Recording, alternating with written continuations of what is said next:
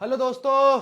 तो कैसे हो आप सभी। मैं अंकित कुमार शर्मा आज आपके सामने लेके आया हूँ जेवलिंग सेक्टर का मेजरमेंट, जेवलिंग अरीना का मेजरमेंट। और आज हम पढ़ेंगे जेवलिंग सेक्टर कैसे बनाते हैं और उसका मेजरमेंट क्या होता है। और दूसरा हम पढ़ेंगे कि जेवलिंग का मेजरमेंट, ठीक है। जेवलिंग का मेजरमेंट पढ़ेंगे, जेवलिंग का वजन कितना होता है ये पढ़ेंगे। जगल जेवलिंग में कॉर्ड ग्रिप कहाँ होती है, शाफ्ट कहाँ होता है और मेटल हेड कहाँ होता है ये पढ़ेंगे। तो चलो स्टार्ट करते हैं वीडियो आपके साथ।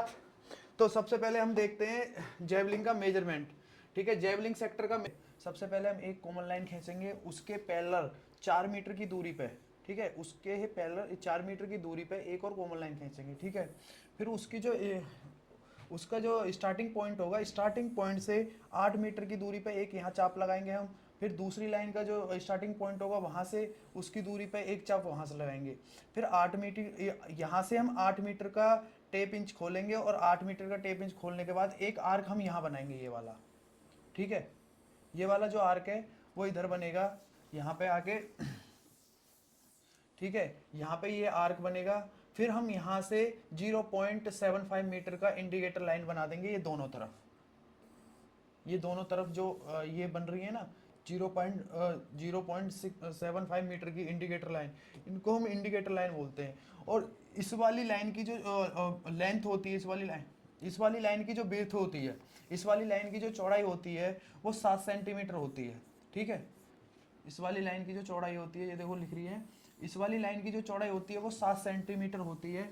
कई बार क्वेश्चन भी फंस जाता है, कई बार क्वेश्चन भी आ जाता है ये वाला कि ट्रैक एंड फील्ड में सबसे ज़्यादा विड्थ वाली लाइन कौन सी होती है, सबसे ज़्यादा विड्थ वाली लाइन कौन से इवेंट में होती है, सबसे ज़्यादा जिसकी चौड़ाई होती है, तो जेवलिंग में ही होती है, जेवलिंग सेक्टर में ही होती है ये वाली लाइन। तो इसके बारे में बात कर रहे हैं। ये देखो 7 मीटर की ये जो हमारी आर्क लाइन जो होती है उसकी चौड़ाई 7 मीटर होती है, ठीक है। फिर हमारा यहाँ से ये सीधा ऐसे सेक्टर की तरफ चला जाता है, ये भी इधर चला जाएगा, ठीक है। आपको जितना मर्जी खींचना है उतना मर्जी खींच लीजिए इसको। वैसे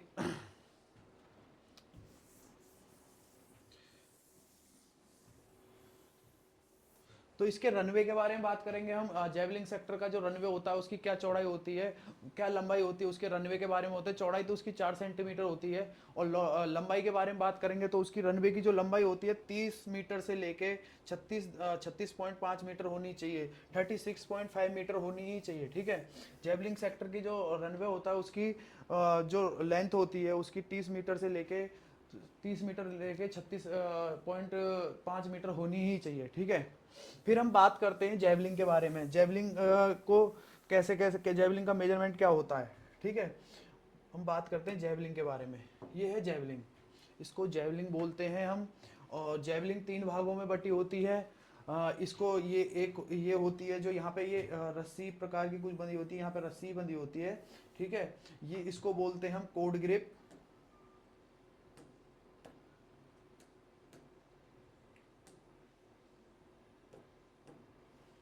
ठीक है।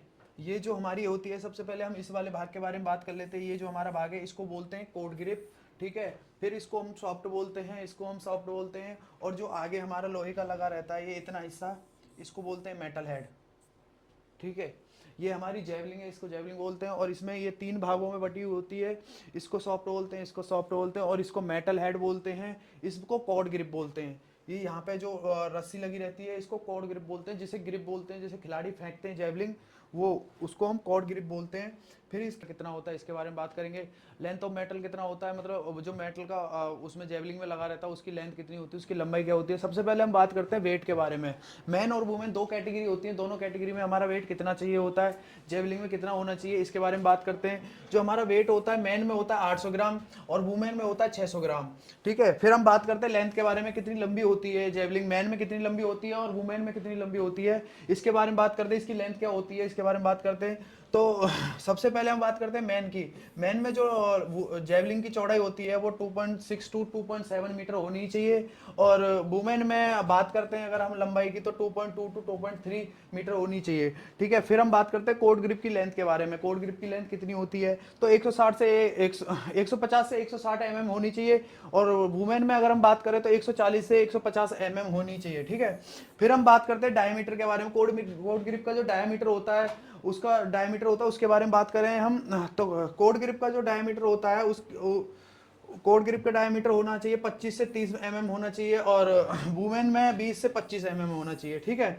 फिर हम बात करते हैं लेंथ ऑफ मेटल हेड, जो हमारी जेवलिन के आगे जो लगा मेटल का हिस्सा जो लगा रहता है उसकी लंबाई कितनी होती है उसके बारे में बात करें तो उसका 250 से 300 250 से 330 मैन में चाहिए होता है, और वुमेन में अगर हम बात करें तो 250 से 300 वुमेन में होना चाहिए, ठीक है।